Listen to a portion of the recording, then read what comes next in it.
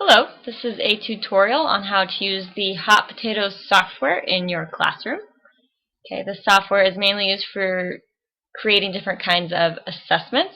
One of the really nice things about this program is even if you create the assessment online, okay, you can send it to your students or load it up onto their computers so they don't have to be connected to the internet to do it. I think it was really useful. I can also create it on my computer instead of online, so I don't have to constantly be connected to the internet to get this done.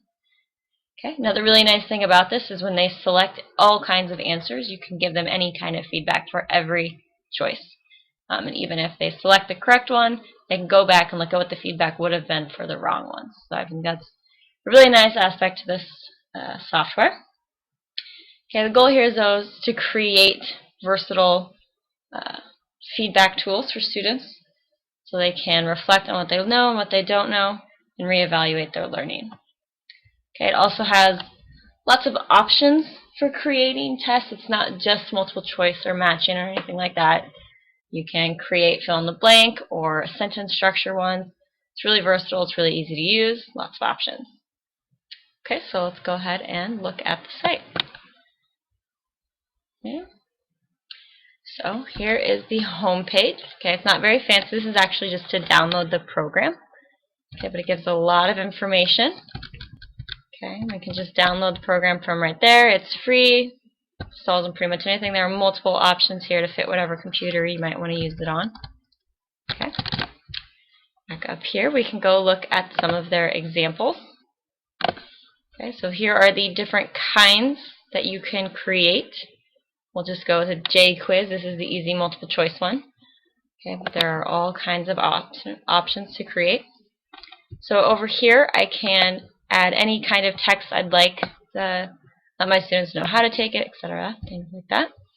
The actual questions over here, I can see easily how many questions there are, what question I'm on. This lets me go to the next question.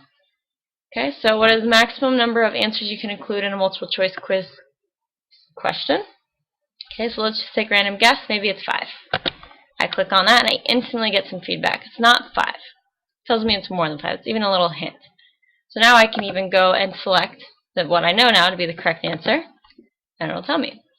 Okay, even though I selected the wrong answer first, okay, since it was my second try, it's still 1 out of 2. It's a really nice thing about this quiz. I get instant feedback before I even finish, and that really reflects my knowledge right there. And even though, let's say maybe I picked unlimited first, but I didn't know why, I can go back from here and see the feedback for each response without changing my score. Okay, so you can have students check each response to figure out why they know what they know, which is really nice. Okay. Okay, so let's go with true. Now let's go false. Okay, I was right. So now I've completed 2 out of 7 questions. Okay, but I've selected 3 things, so it's 3 out of 4. And even before I move on, I can still go back to see that that was wrong. Okay, so I think it's a really useful tool because of all of that instant feedback students can get. Okay, and I've already downloaded on my computer the software for doing it, so we can go see what it's like to actually make a quiz ourselves. Okay, so this is the J quiz. This is the part for multiple choice. Okay, but here are the other options for the masher, which puts them all together in one test. Okay, so I can name my quiz. Here's where I would type the question, the different answers, and the feedback I could give for when they select that answer. Okay, and I can add as many options as I want. You can see there we're going all the way down to J. I can keep adding different selections. Okay, same with the number of questions. I can add as many questions as I want. And then when I'm done, I can just go up here, this little spider web looking thing, and export to create a web page. And then I can just send this web page to my students in an email, and they can get right on and take it. Okay, that's how to use Hot Potatoes.